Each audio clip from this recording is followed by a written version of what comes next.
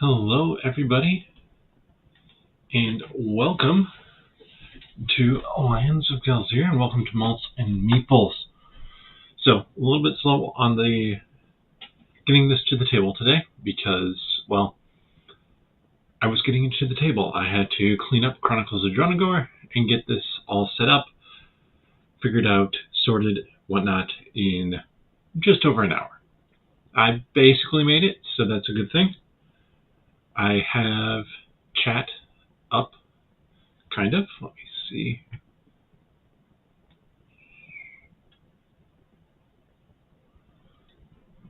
There we go. So I think that is working now. And I have a different setup a little bit than normal, which you'll see in a second here. Actually, I think I want to get a bit more light.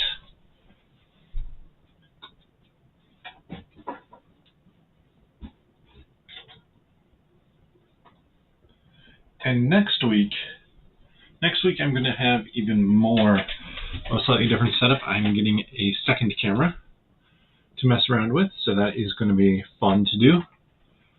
But let's get over to the table here so you can see everything that's going on. Now, this looks like a lot on the table, but compared to other stuff I've been playing, like Stars of Ikarios or Chronicles of Dronagor, which I talked about, this one's not too bad.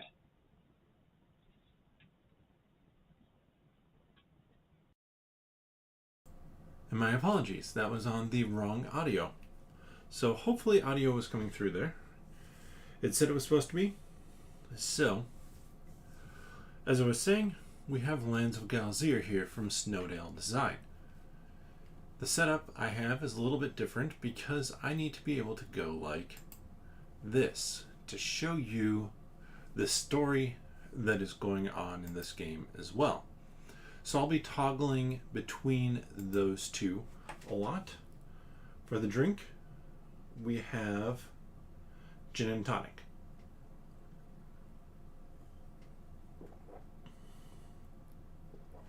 And I have the game all set up down here, and well, let's get down to the table. And because we're starting off a game, we're actually going to start up here. And according to this, I should go to 0084. So let me quickly, it's going to take me a second to get used to doing this. Down here I have the card that is telling me to do that for Bummer, the Marbled Polecat. He's an explorer and he has a scent.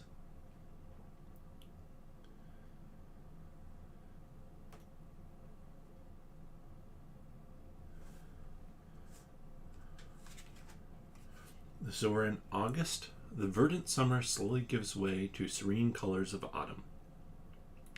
It is time to partake in the gifts of nature and enjoy the warmth while it lasts.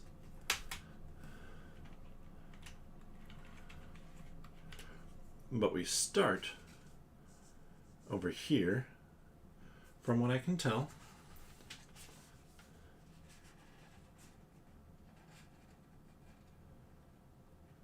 And then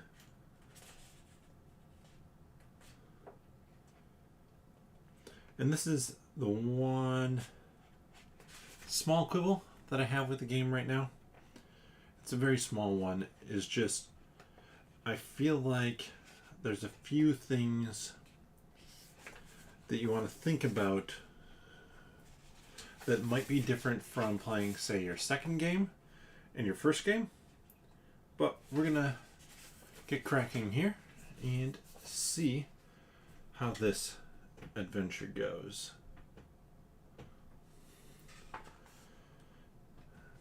So we have Buried Secrets Part 1. Following a map, you've come to Galzyr in search of treasure. Business as usual. But what surprises could the place you grew up in possibly offer. And then that takes us to this.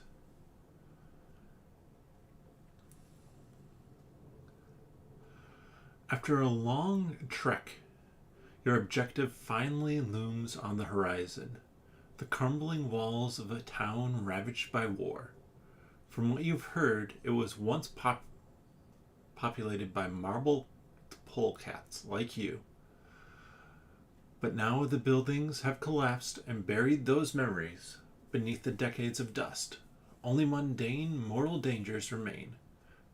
Perhaps something else lies there as well. Like a worthy adventure, if your map is to be believed. You grin and pick up your pace. If there's anything to be found in the tunnels below, you'll find it. That's what you promise yourself. Move the figure to Tashun. And we head inside the ruined town. This is really fun. As you approach Tashun, you take in the sights. This is the first time you've been back to Galzyr in years. In fact, you've actively avoided the place after you left at a young age. You swore to pursue the greatest adventures, relentlessly, living life with no regrets, and that's what you've done. However, a while back you ran into an ocelot gambler who insisted there's treasure hidden below Tashun. Despite your skepticism, you set out at once. Otherwise, you might be missing something big, and you cannot bear the thought. Your gaze wanders back to the crumbling but still suffocating looking walls. Whatever challenges this place has for you, you'll persevere. You came prepared. And so, we take a random 100. Let's just do this one. We have a flintlock musket, which gives us 1 success. And if we had 2 eyes, we could convert that into 2 successes. Or for some other things, for unlocking or intimidating, it just gives us a success. And then we get a random 200.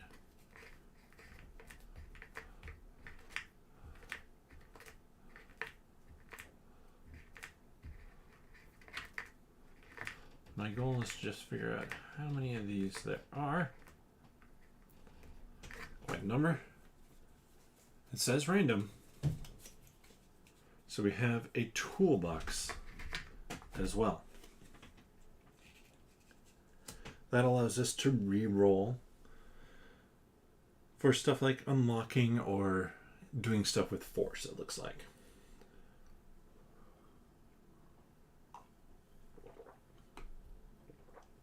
And I guess I should talk a little bit about the character that we have here, because we have our skills in a few different areas. Bamir is good at thievery, might, and great at survival. So, thievery, might, survival. My knowledge, communication, and perception, not so good. And so on a skill check, this will have probably a better description back here. Skill check.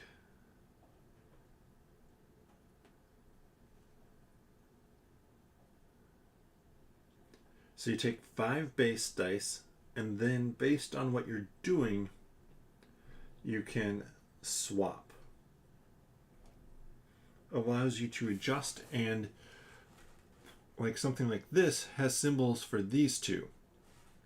So You can use, say I was using survival, I'd also be able to swap out one die for might. So I'd be able to have 3 upgraded dice and 2 normal dice. And roll those looking to get successes. The successes, that all depends on the skill you're trying to roll. Obviously, let's go with the thievery. We have double thievery, eye, sword, sword. So it has a 1/3 chance of getting you 2 of that symbol. But let's continue. Literally, let's click continue. You find the entrance of the tunnels easily enough, and smile as the invigorating aroma of stale air hits you.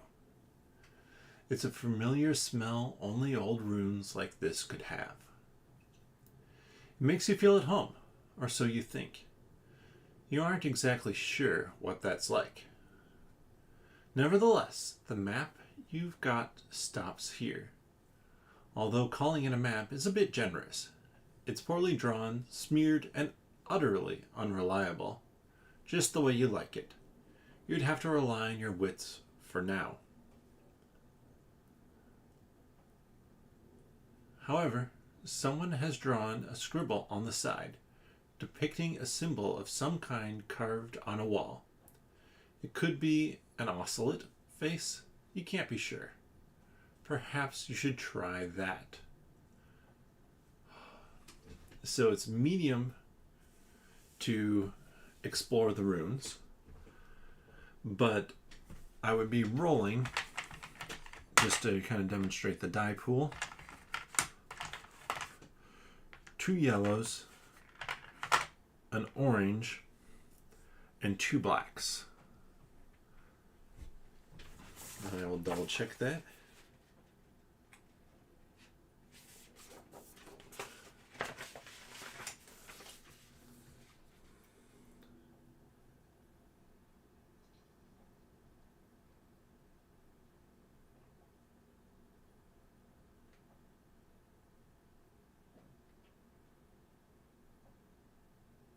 Okay.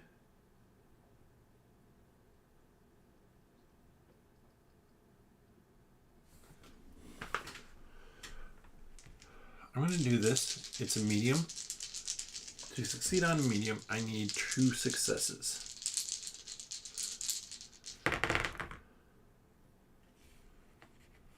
One, 2. 2 successes. So we're going to do this one.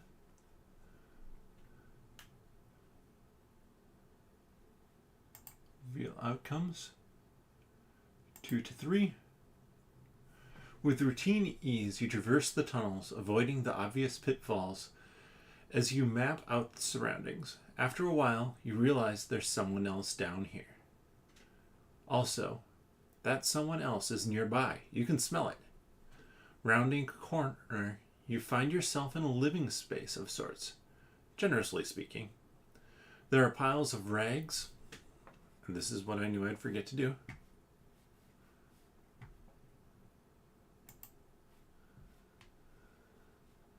And vile half-eaten things scattered around. "Sun folk here?" a gravelly voice calls from the back. A figure soon emerges, a rat clothed in tattered, soiled robes. "You're looking for Shinums," he continues, nodding to himself. "Found is take to stone or box stone. The sun folk leave." Intrigued, you follow the rat to another room, to a heavy stone chest. It's locked by some old, still functional mechanism, and if the lock still works, so could the trap inside. Folks love to set those. When you turn back from your investigation, the rat is already gone, but no matter. Time to get this chest open. So I could do the thievery, or I could force the chest. I'm going to try and force the chest simply because, and I'll show you here. I wonder if I need to find the shortcut. Might help. So I have this die pool. I only have the one black die. Everything else is giving me decent shots at this. So we're going to find the mouse and force. Yep. So for force, I can re-roll up to 3 dice.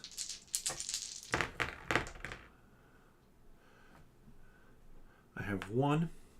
I'm going to re-roll those 3 with my toolbox. So I got 4.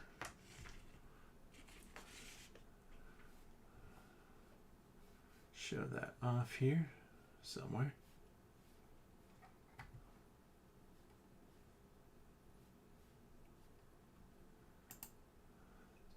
One, 2, 3, 4, and those 2 don't do anything for me. So back over here, I revealed the outcomes. 4+.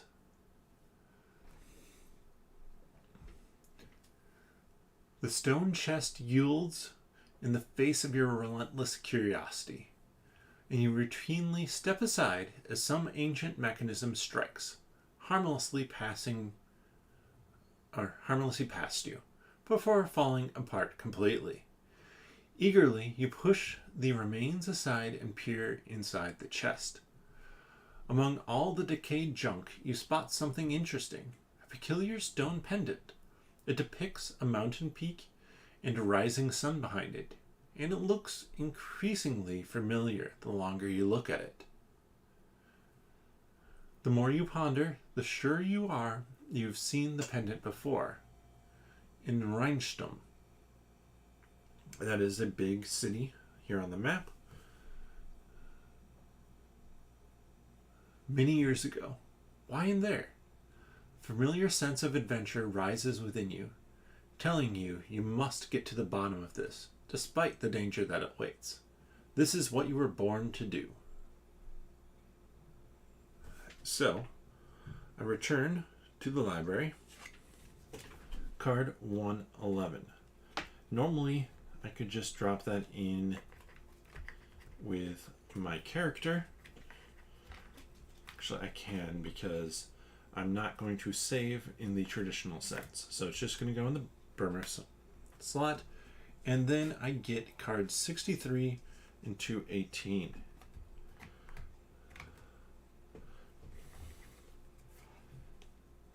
'63, adventurous.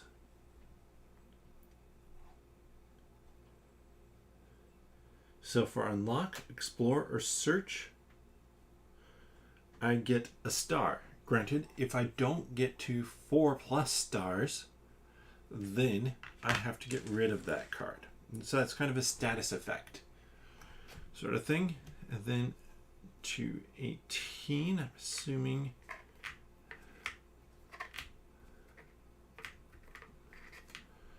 We have Buried Secrets Part 2. So in Rheinstum, up here,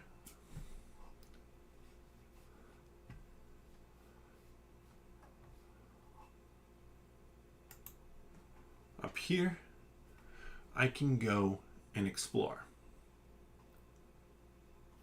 And then it tells us to end the scene.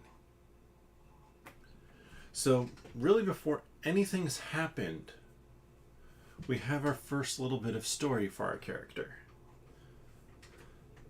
Might actually stand him upright just so you can give a little bit more of a shadow to see where he is. Let me know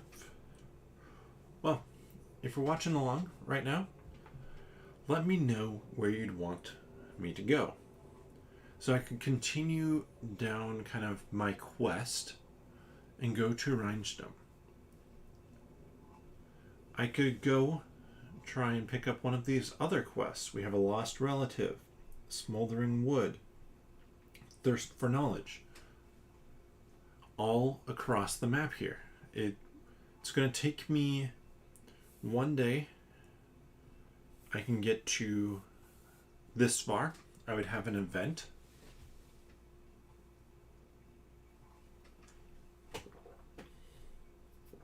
And we'd see where that leads. But, yeah, if you have any suggestions, obviously my fastest route would be to go to Rhinestone this way. Part of me wants to go through the ranger station here at Maratu, which would add a little bit of time. But right now, as far as I know,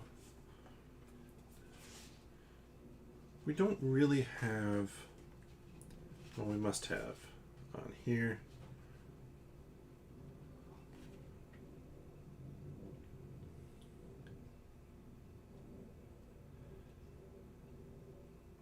We have our day token.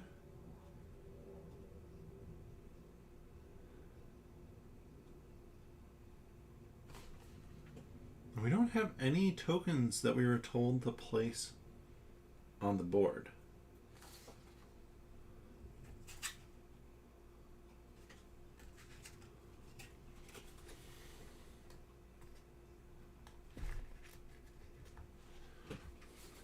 So at this point in time, I don't have a time token.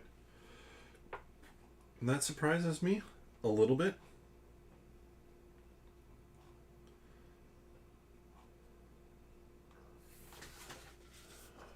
But I think my plan for today is going to go 1, 2. So your action is split into 2 parts. You can move up to 2 distance, trade, pick up quests, stuff like that.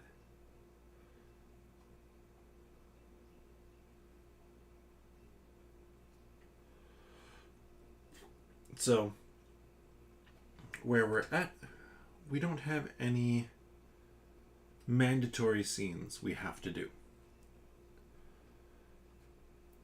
We don't have any quest cards or adventure cards that have anything for us, or companion, or anything specific to the location that we're at. So we draw the top card from the event deck, and then this is going to specify in a particular order what we do. Is it Friday? No. Are we in the settlements? No. Grassland? No. Forest? Yes, we are. So, come back over here. We're going 0, 1, 5, 8.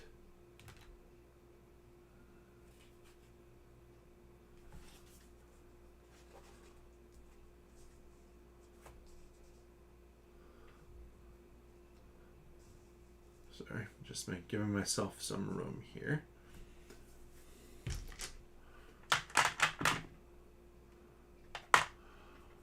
On a forest road, the playful roars and yells of children reach you. Coming up on your left is a house fenced by a low stone wall. Polecat children are playing in the yard, both blocking the entrance gate and the road is a cart filled with felled trees. The father of the children is leaning against the cart, panting from exhaustion. He shuffles over to you. Could I borrow you? I got this new cart for work, but I did not realize that it was too big to fit through my front gate. If you could watch my little troublemakers for me until I'm done, I can get the work done in peace. He glances at the old gate pillars. Either that, or if you could help demolish those pillars while I watch the kids. Do we have the keyword game? We do not.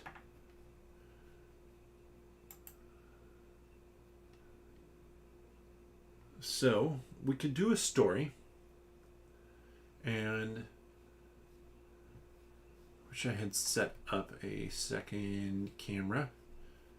setup or a close-up.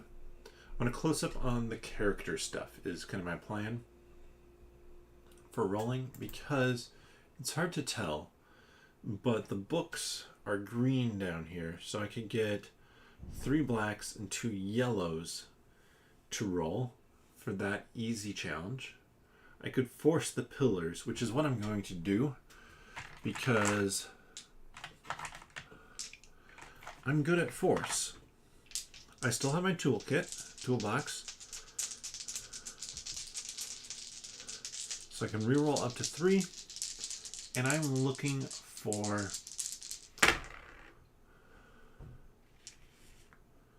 there's 2 might, 3, 4, 5 might. So popping back over.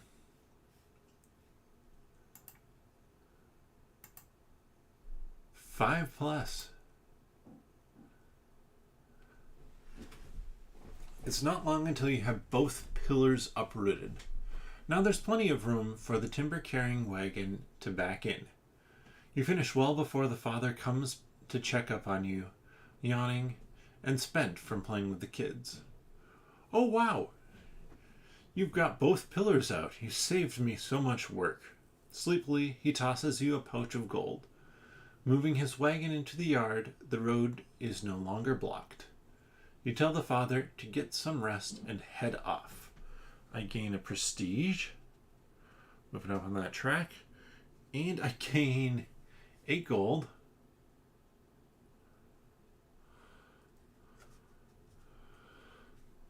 Start out with 10, so I'm at 18.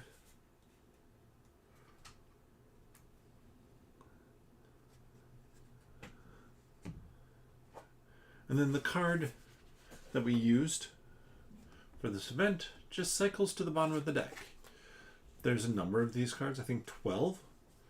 And depending on where you're at, you're going to hit different things. So we end the scene. And we move on to the next day. Slide on down to Tuesday.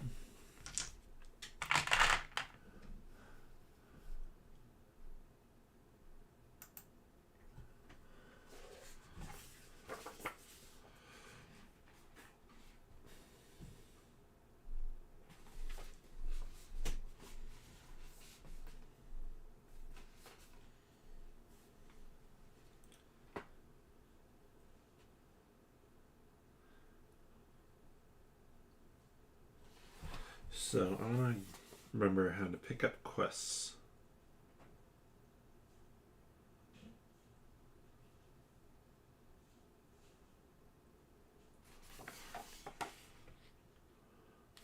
So I'm going to just pick up a quest that seems like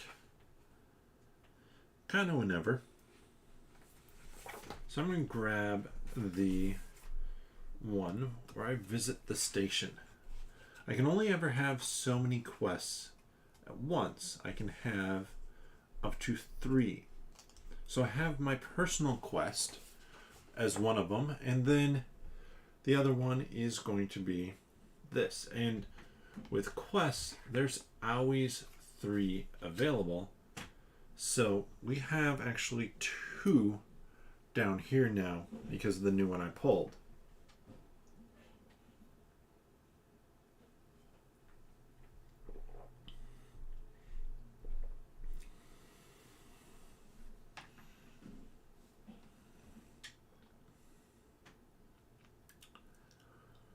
All right.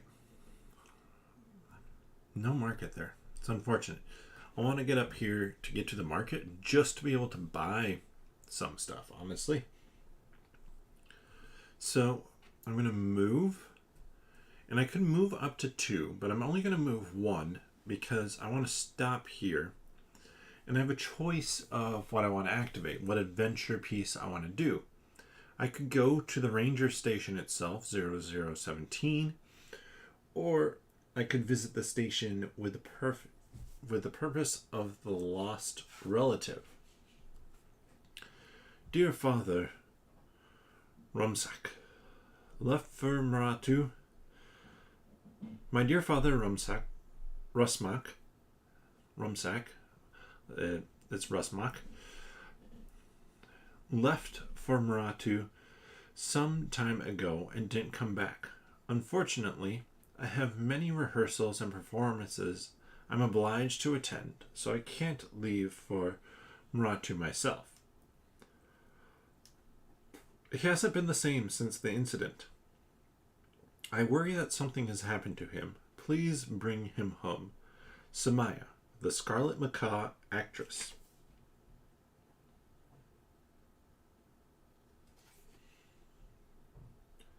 And I can visit the station.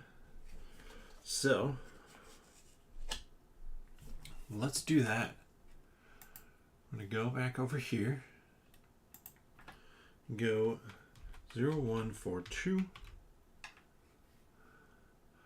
Arriving at the inn attached to the ranger station, you ask the friendly koala innkeeper if she knows anything about Rusmak, the missing scarlet macaw.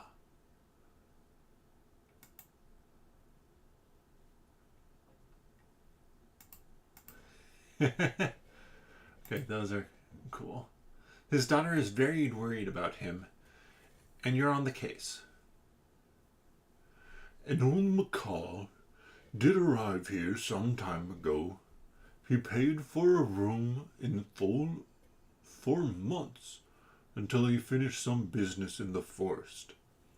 I haven't seen him in days. He set out one morning saying something about the lake. Oh, yeah. She hands you a copy of his room key in case you wish to search it for clues, and points you in the direction of the forest he set out in. I mean, we're better at exploring the woods. So,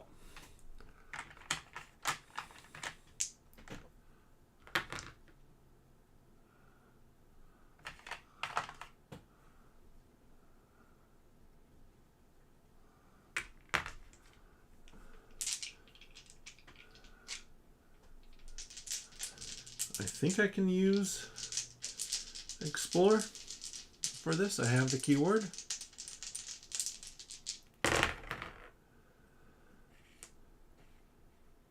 Uh-oh. Not great.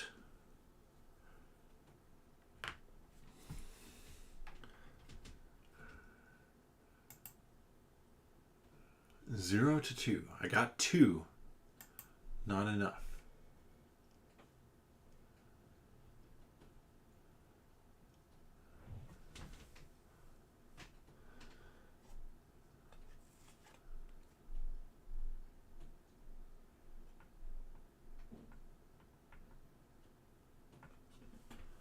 So 126, 128 I mean, goes back in here.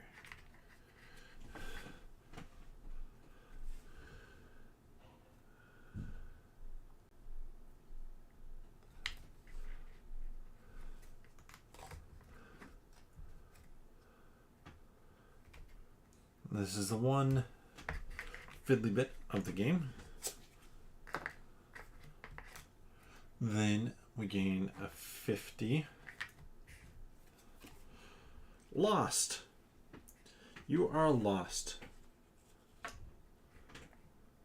When gained, place your figure on this card. And you are isolated. It has an effect that we must do. So next day, we have to do that no matter what. And then 108.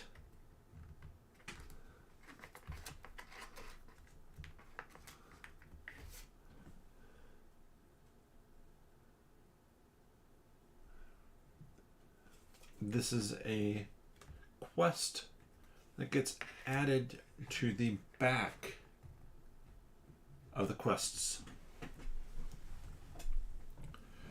So, that ended poorly for us. We advanced the day.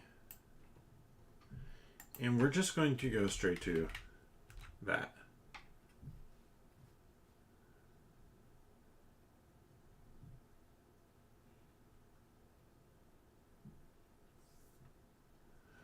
Galzyr is such a beautiful place that you find yourself lost in the sights and smells of summertime, until you realize you are wandering through a forest without knowing exactly how you got there.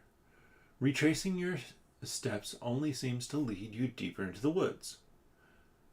You think about just picturing the right direction and walking towards it, hoping it yields a way back to civilization, or at least some clue to your location.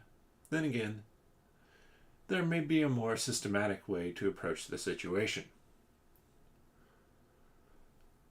So, if we observe and we have navigation, we do not. So it's just going to be explore. Unknown level.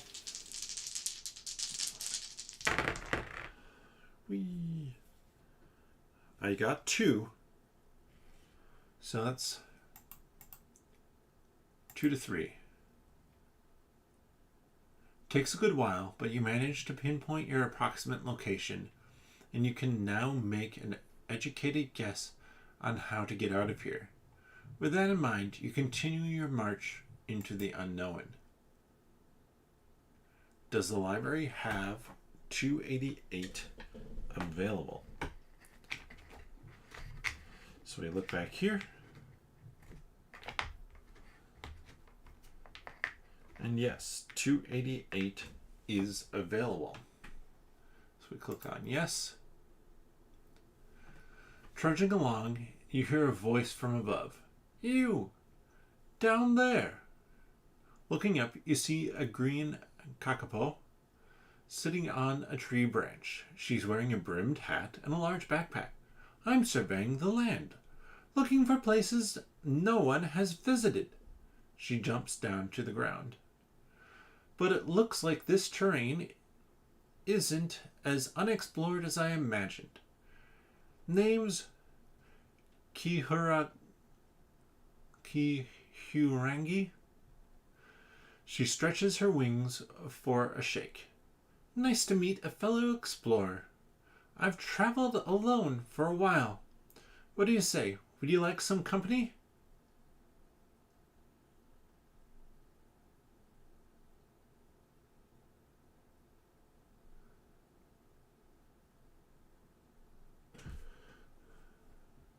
So, interesting. We roll a die. 12.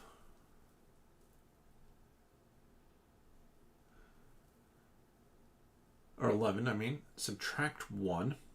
10. And place our figure on that location. We're actually at Rheinstamm. We return 50. Are lost to the deck, and we're going to gain 288. So I'm going to pull that first since I have that set up, and then 50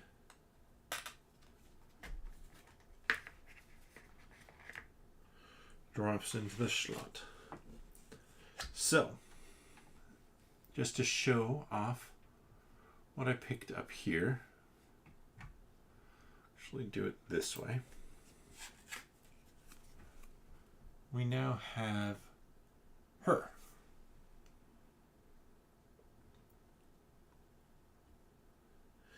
So on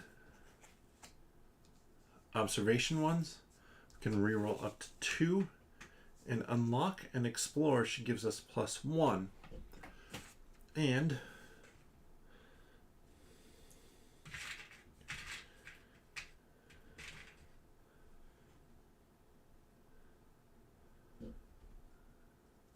basically using matching tiles, we go, and we are on Wednesday.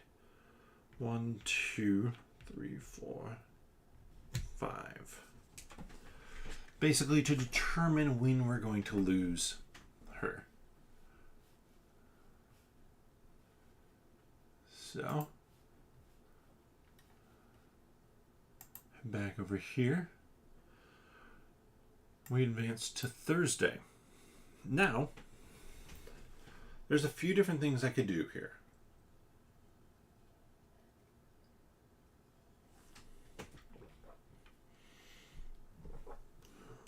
I could grab a quest. I mean, I could... We're at Rhinestone. It's where I wanted to go to work on my personal quest. So that is what we're going to work on right now.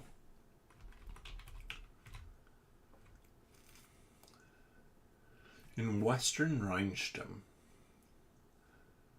you stand in front of the most ordinary door. It's wooden and plain, like the entire neighborhood. And you feel yourself hesitate. You look at the pendant again, quite certain an identical one lies inside. But you have to confirm this, as otherwise you might come to regret it. You realize now that's the one thing you dread more than what else waits inside. Indeed, beyond the door is your family. Your boring family. Stuck in their ways, trudging on in the same ways in the same place. They lived here when you were born, when you left, and still now, unchanging, unchallenged. You shudder at the thought. Merely visiting is always a stressful affair. Then again, perhaps this meeting can be avoided. You know what? I am a fickle polecat. We're going to try and avoid this. I am a thief extraordinaire. I did get 2. Thank goodness there.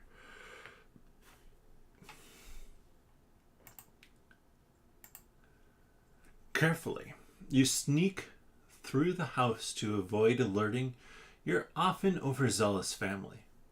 Many are at home, like your 3 siblings, a dozen nieces and nephews, but besides one terrifying close call, you reach your target without issue.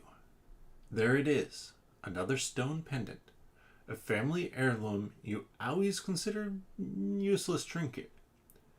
You carefully compare the one you brought and confirm your suspicions. They're identical to the last detail. Why was one in Tashun? There's someone who might know.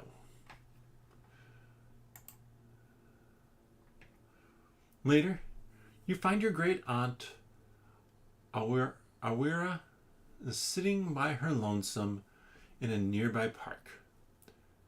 Just like you remembered. She's your oldest living relative, likely one of the eldest folks in the whole city. If someone knows, it's her. Tashun, you say? She drawls. Our family lived there back in the day. Huh? You thought you were always from Rhinestone. 'Twas before the wars. Cowardly Gemcidians. Ever tell you how I met the infamous godmother? Right. You always had a tough time with her rambling. Help her recall or endure her rambling. You know, I'm going to endure the rambling for the sake of the family.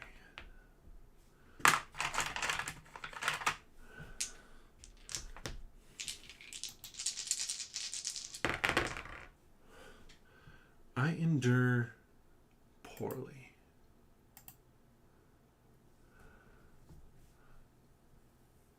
You harness your energy and willpower, but it runs out when the tangents start.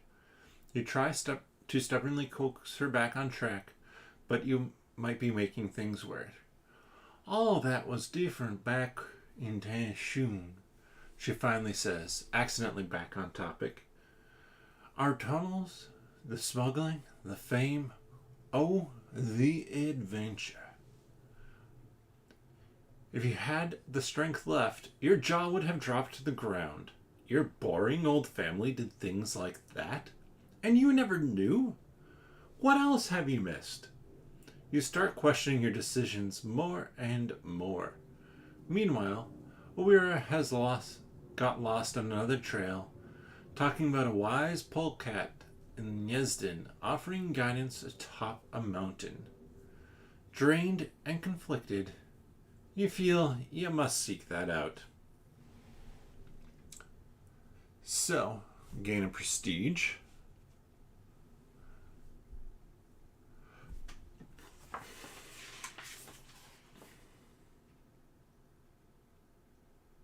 Oh.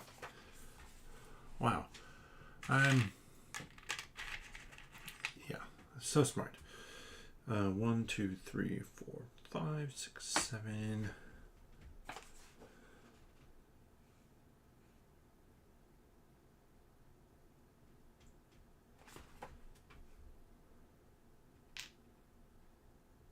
Eight.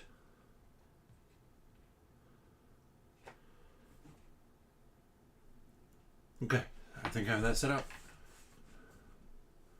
Return to 18. And we're going to take one more turn and then wrap up for this session. To 18.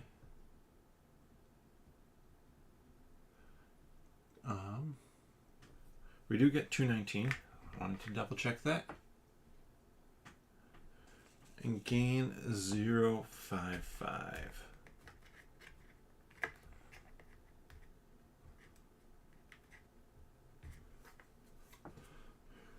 Exhausted. Oh no. So we have 3 turns. We are going to be exhausted.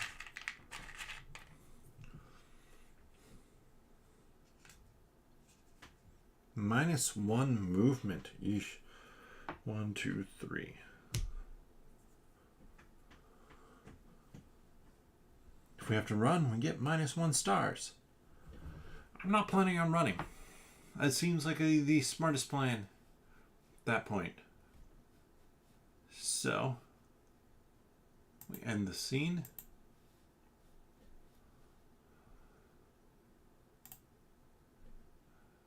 And that was the wrong one. This is the one I wanted. Here we go down to the map again.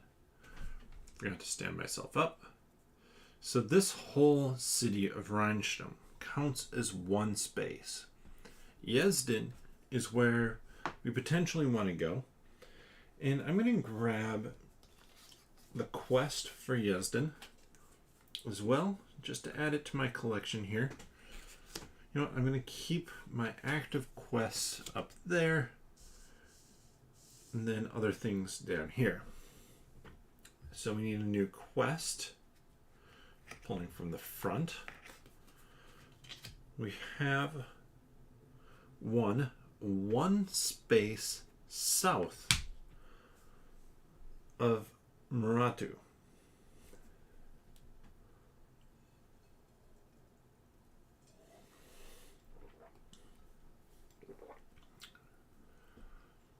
And I'm not going to go anywhere this turn. We advance the day. And 0024. We have so much money.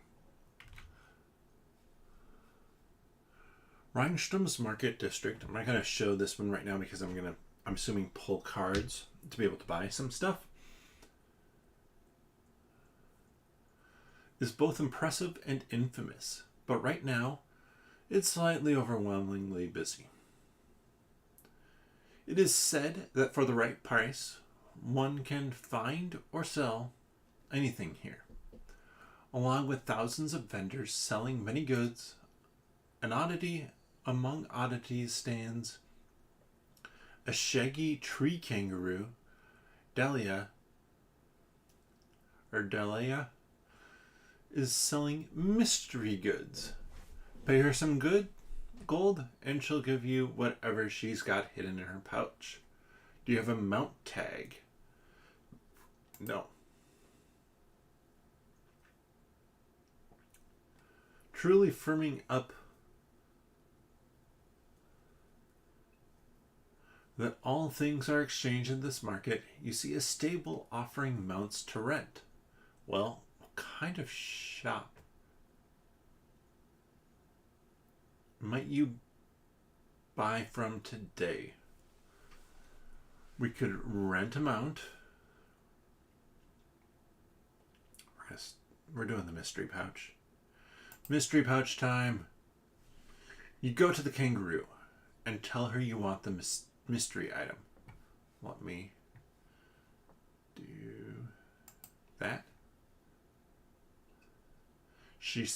Her smile reaches from ear to ear. Oh, gladly, hon. Winding her pouch, you see a collection of stuff for fighting and exploring stored in the fuzzy pocket. She pulls out 2 items and gives them to you. Also got anything you want to sell, hon?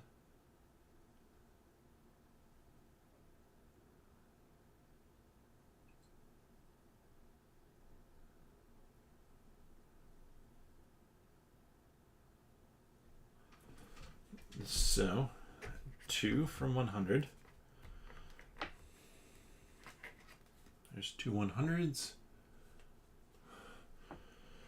And it says 101. How many 101s do we have? Just the one. Adventurer's gear. When purchased, immediately discard and swap one of your skill.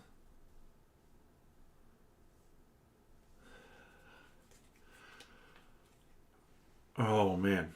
So, we got a sledgehammer.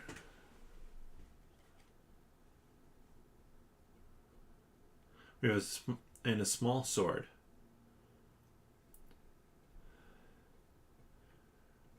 I want to get more force. We're going to go sledgehammer for sure. And so the interesting thing here is that with the assorted gear,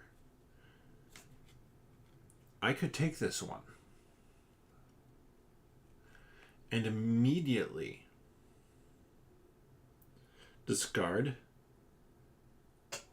which I believe returns it to the library, or to, the collection, and immediately give myself 1 more in survival.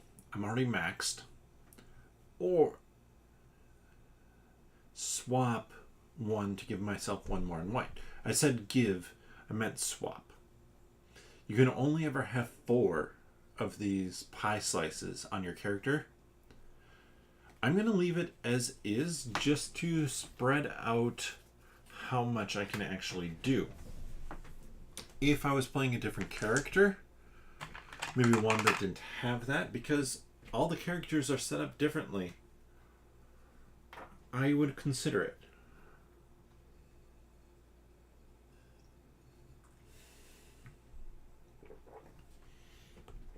Oh yeah, and that cost me 5 gold.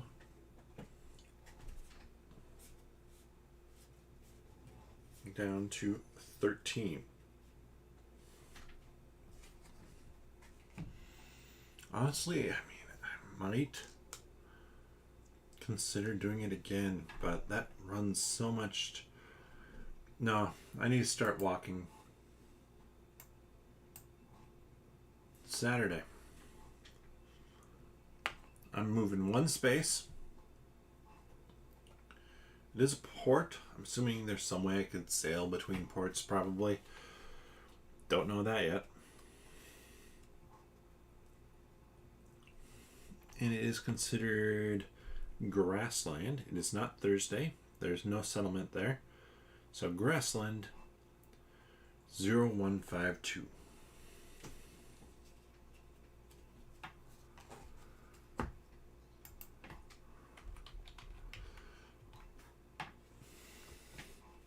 Your travels take you down a bending road that runs along a body of water. To demonstrate that,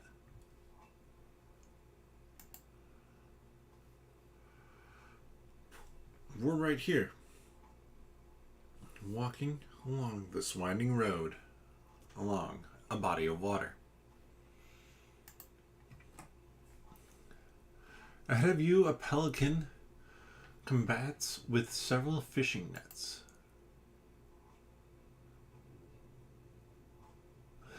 No picture there. All tangled together and riddled with branches. Saying hello to her, the pelican quickly looks up and, after recovering from surprise, introduces herself as Rendeka. I didn't see you there, she exclaims, in frustration, showing how her feathers are tangled into the roping of the nets. They must have done logging yesterday, and now all these branches are in the water, and they have ruined my nets. Will you help me get them untangled? I have to catch something to feed my family. I wonder if I would have had the blade keyword had I taken that other item. I do not. So I could untangle the nets. It's medium. Or come up with another way to help. Untangling the nets is a better option for me. I could just leave the pelican too, but we're going to attempt this. Because I have 3 blacks, a dice, a purple, and an orange.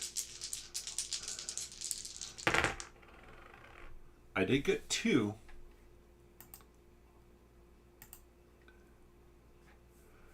Taking it slow and steady, and with a lot of patience, you finally get one of Rendeka's nets separated from all the branches. With your help, the pelican casts the net back into the water. It took forever, but at least I have one net I can still try and catch dinner. Thanks for helping. Rendeka pulls out a piece of paper and scrawls something on it, handing it over to you. Some friends of mine are in need of help and could offer you something in return.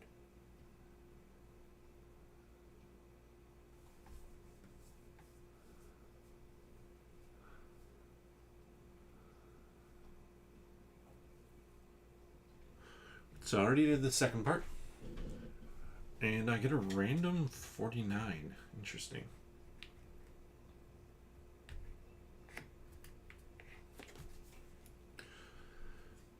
Star of the Stone. This is at there.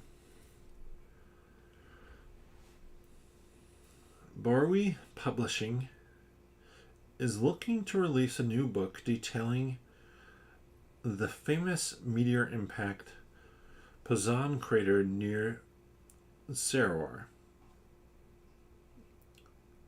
Oh, yep, I can see it on the map. And let me pull back up the map for you. So there's the meteor. Armed with the latest knowledge of geology, we aim to give an updated, thorough study of the crater's composition, joined by a journey of providing our readers insight into the world of rocks. Doderson, the giant otter geologist. So that is another quest that I can do, and I'm maxed out on the quests that I can have at this point in time. I have 2 that I can deal with at Yezden. So we're going to end the scene. We're going to advance.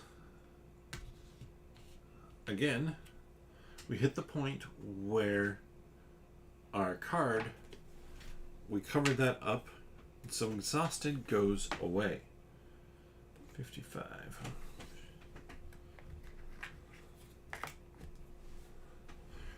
And now we can do 2 movement up to Yezden, and I have a choice of a couple different things here.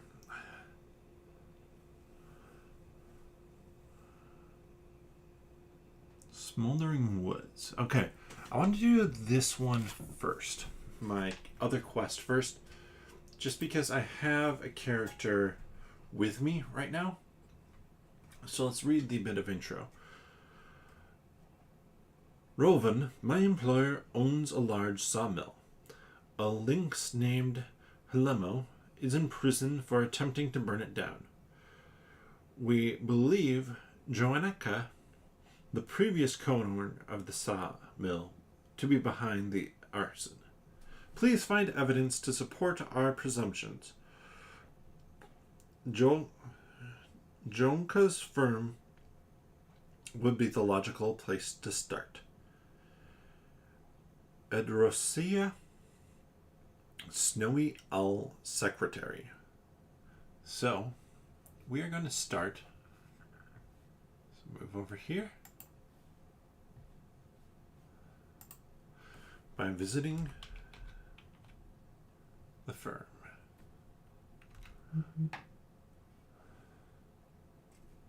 I may or may not have actually moved that up like I was supposed to. Following your only lead, you make your way to the alluring shrubs and herbs. Jonka's company. It is a fairly small building located some way off the city center. And, as one might have guessed, it seems to deal in spices and various flavors of ornamental plants. Wondering if you should just slip in and look around, you peek inside the front lobby. It seems quite busy. There's an aardvark clerk behind the counter, a number of customers, and a couple of workers hurriedly carrying boxes to and from the door to the side.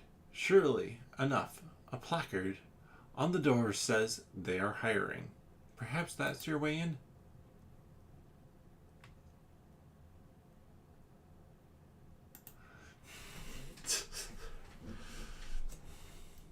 So this is another interesting kind of checkpoint in the game. And this will be the last... Okay, I'll probably do one more day.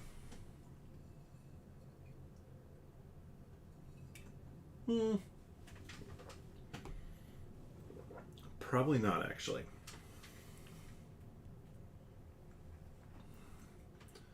Because I'll remember for sure. I can place the card of my character on there to be like, this is what we're doing the next day. So I'm okay. I'm good at sneaking. Not great.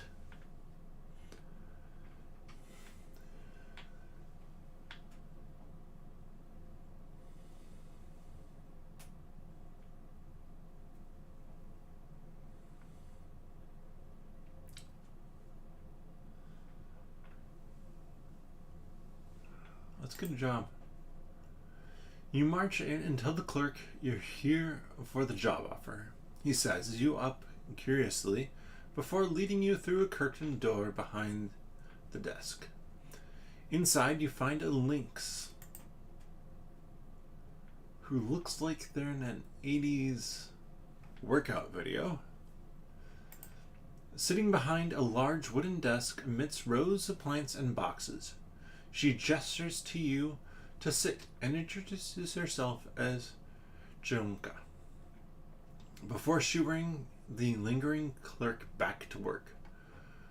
From the nosy look on the aardvark's face, you're sure that he'll be listening behind the curtain. Business has been blooming lately, Jonka says. After a while, gesturing to her cramped office, she looks at you appraisingly before continuing. I might indeed have work for you. Happen to have any skill or prior experience in our field? No. So I can convince her I'm a nice person. I have nothing in... I will have these terms down probably in like 2 weeks. I have nothing in communication. I could recall your cultivating skills. I don't have anything in knowledge, but adjacent to my knowledge is my survival.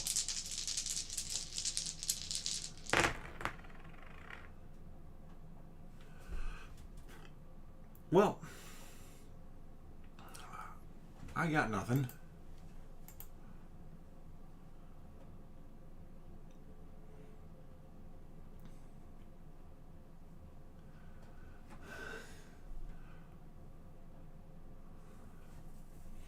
You figured the best way to impress her, and I'm curious now. It was a medium check. I only got one success for the other one. You figured the way to impress her would be to pot a few plants here and now in her office turned storage. Unfortunately, in the business, you are as green as the vegetation you're handling, leading to more than a few blunders. After a particularly large mess, you've soiled both the office floor and your chances, as Jonka tells you she's seen enough and points you to the door. You leave the office unemployed, disappointed. Your work here is done. Seriously? Any sort of decent roll. And 266 get shuffled into the event deck. So that means the events that were on the bottom are now getting mixed into everything. And basically, the game is learning from us, which is a cool feature of this game. Without having, let me end the scene here. Verify I'm in the right spots. I should be on Sunday.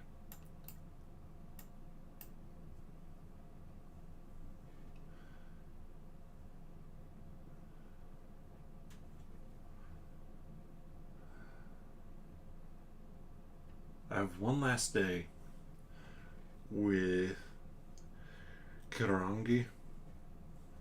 I'm wondering if I do it. Do I?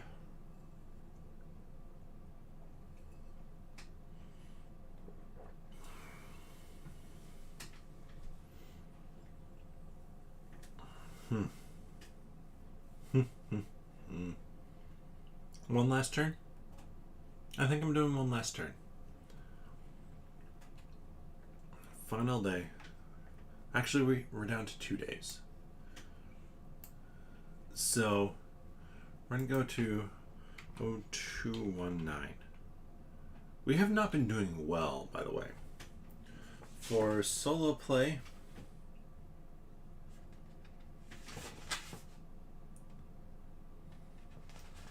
we have rules, a thing to check at the end of this. 219.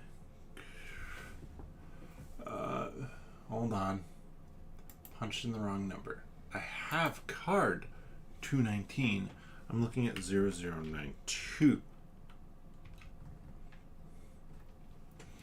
The sleek cliff before you offers an imposing example of Galzyr's landscape, of what you've left behind. You now wonder if you should have never left at all. You've dedicated your life to adventure, but you still can't see or do everything. And if every secret found is another mist? Needing a new perspective, you step forward towards the mountain and the wide polecat at the top. Stop! An old Balak marmot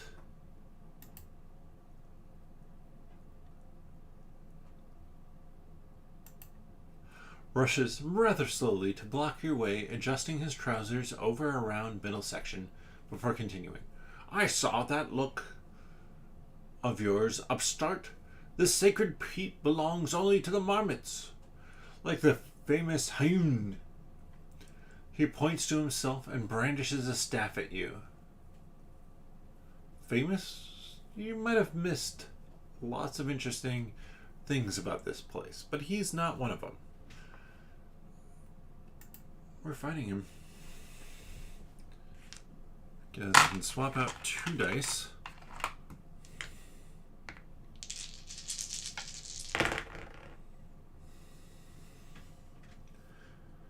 fight. I mean, we're at 2.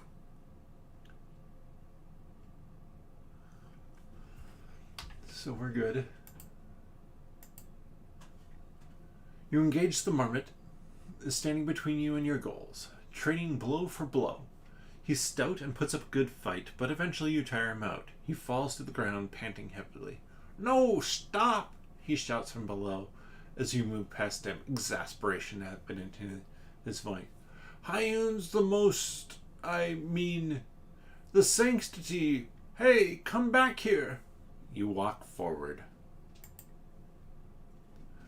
Finally done with the marmot, you turn back to the cliff and climb ahead of you. It won't be an easy ascent by any means, perhaps even the hardest you've done.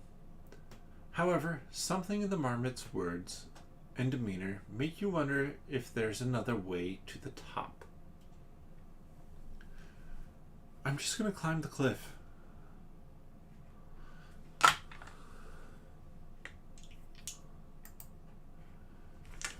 It's hard, but I got 4. Channeling all of your strength and spirit, you surge to the top of the mountain at a blazing speed. You've traveled all over the world. Ascents like this are barely a match against your overwhelming expertise. You race to the top in a triumph that would shut up anyone who's ever doubted you. However, what's greet you at the top is only a desolate, rocky peak, devoid of all life but you.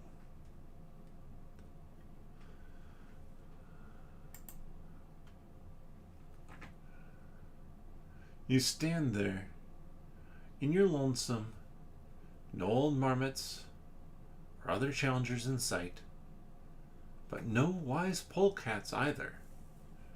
Despite your victory, you're still left with your thoughts about your life and adventures. You pull out the stone pendant you've been carrying. The scenery in it is much like the one before you. As you turn it over in your pause and think, how can you live with no regrets if even with all your effort, there's so much more to see and experience? Or miss? What is the answer? What should you do from here on?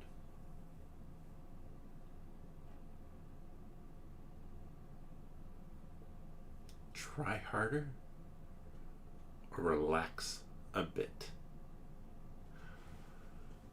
I went from Shun to Muratu to Rheinstam to Yezden, got lost along the way.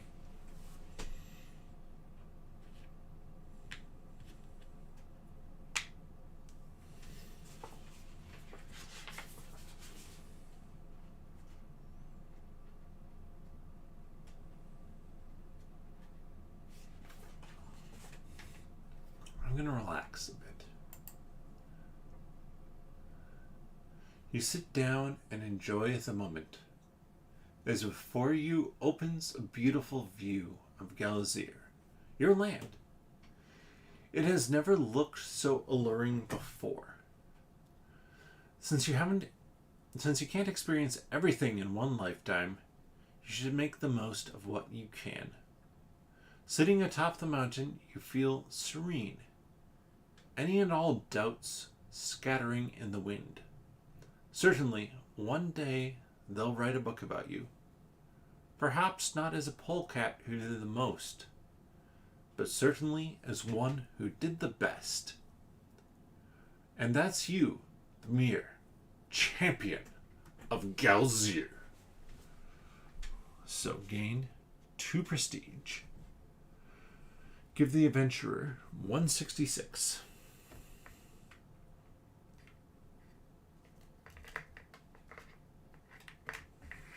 There's only 166. Champion. Keyword supreme. On a fight or intimidate check,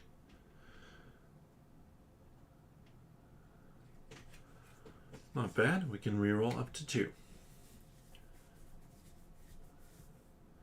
If you had this card at the start of the game, discard. Oh, great. I got this just in time for one more turn. Return to 19.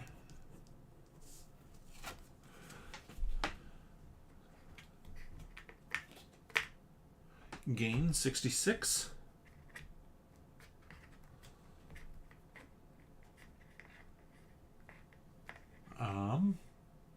Gain 60. Much more sense.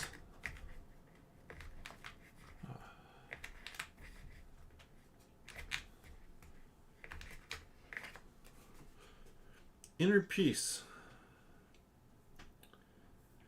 We're going to lose it as well.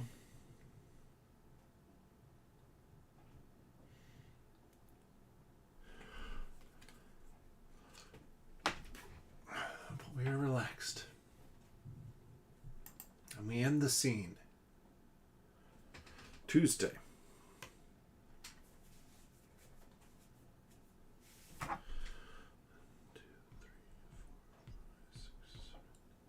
No, this is it. This is it. We look now at harmony.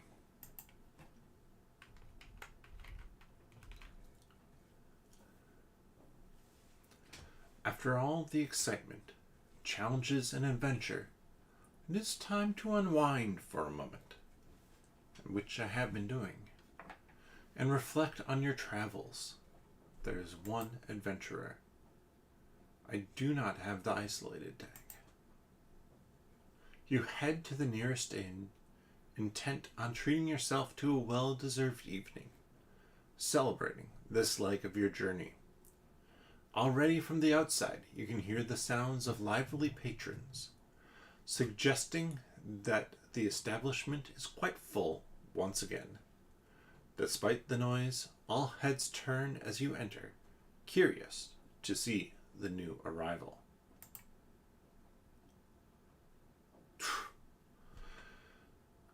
I've learned inner peace. I have relaxed. Both options are tempting. We're going to celebrate alone with our 4 prestige. Everyone in the bar gives you barely a moment of attention before they return to their drinks. One polecat pulls up a seat at your table. Hey, I know you. I think my sister mentioned to me about some kind of adventurer that looks like you. You ask the polecat what he heard. He recites one of your most embarrassing exploits. At least someone, somewhere, has heard of you. But this is just the beginning. You may have had a rough go of things this time, but the future is a wide open place, and your time is merely on the horizon. You are recognized.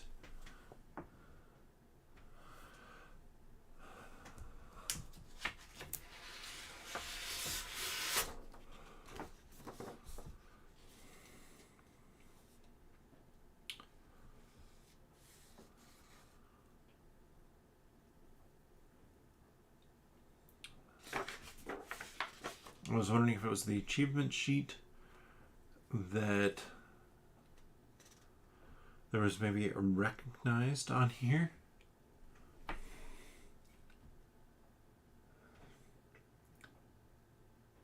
But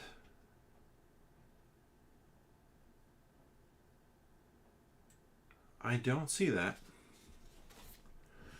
And let me just refresh myself. Oh, active player. Just means that, yes, they know who you are.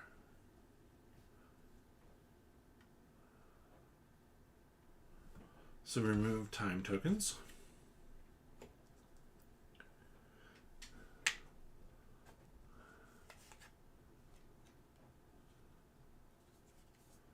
Returning our friend to 88. She was gone anyways. There. Resolve all save effects. Our inner peace is also gone. We're we're back to being, well, ourselves. Who we truly are.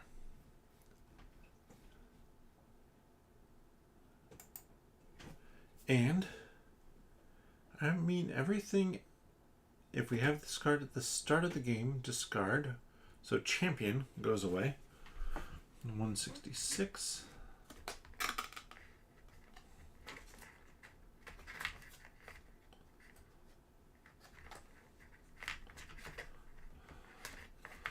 Come on. I'm almost there. Oh, I just realized something annoying. Real annoying. Oh, that's unfortunate. So the real thing, annoying thing I just realized is with these cards, it is slightly, just, oh, I mean not slightly, it's like half an inch too tall. I can't put the topper on over the cards. Everything else can stay. But those cards I have to put back in the box. I'm not sure with those cards standing up. I can maybe... Okay, I think I can fit them sandwiched in there so they're not going to fall. Because I do want to have it upright behind me here. But, there we have it. We have the first session of Lands of Galzyr. We need to remove 8. Card 8 is gone. Card 9 is out. So this will actually change a little bit on the board for us. And I'll get that set up. But basically what it's going to do is it's going to flip the board. So the board itself has a flip side for winter. And the location cards have flip side for winter. So next time we play, it is going to be winter. I'm curious here. I'm not ready to play another one right away. And because of the fact that I'm playing on my table, I can cover everything up, minus those cards. That makes saving easy. And that is Lands of Galzyr. It is not an intense game. And that is one thing that I was really hoping would be the case. I can sit down and just play and enjoy what's going on, enjoy the story. And I mean, goodness, you would play with multiple people, and you can play competitively with multiple people.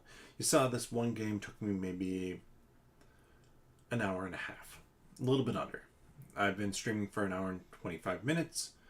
There were a few minutes at the start, 5 minutes about. So about an hour and 20 for me to get through this. I guess with 2 players, without streaming everything, I could get through this in approximately an hour and a half with 2 players, which I think would be the sweet spot. And you compete over prestige if you're playing at 2 players. Or you can do it cooperatively, which is basically the same thing that we were doing now. But I am very much enjoying this, and I mean the achievements. There's literally an achievement called Dance Fever and Amorous and Rigged Game and Musical Menagerie and Toxic Friendship, Ready for Adventure, Cuteness Overload. Like, I don't even know how to get to all of these things. Like, I have no clue what that might be, which is some of the fun of this game, is that, I mean, there's 320 cards leading to you to all sorts of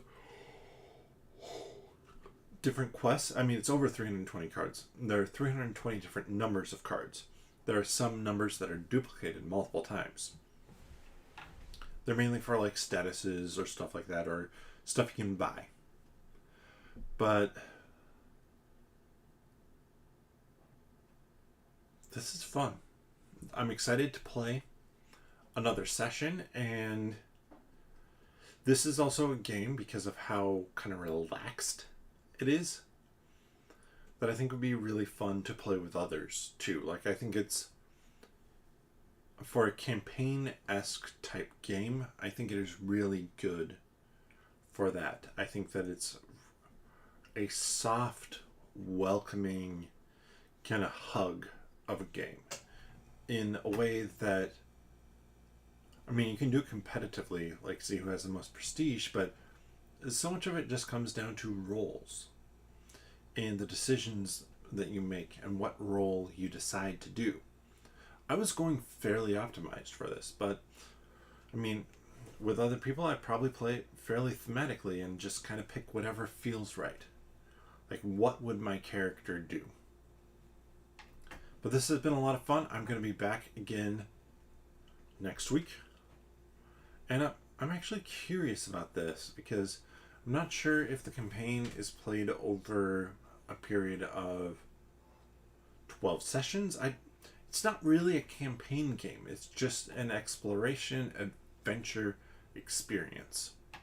So, yeah, I'll be back for at least a few more sessions, handful of sessions, to show off this game, to see if it is one that looks great for you or not. And I mean, if it is, let me just do this. Check out Snaowdale Design. It's probably the best spot to get the game. But with that, thank you so much for watching. If you enjoy this content, please consider subscribing, sharing with your friends, or leaving a rating and review.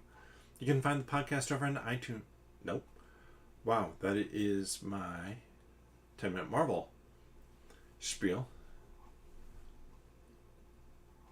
Whoa, yep. I have my YouTube spiel. That is separate.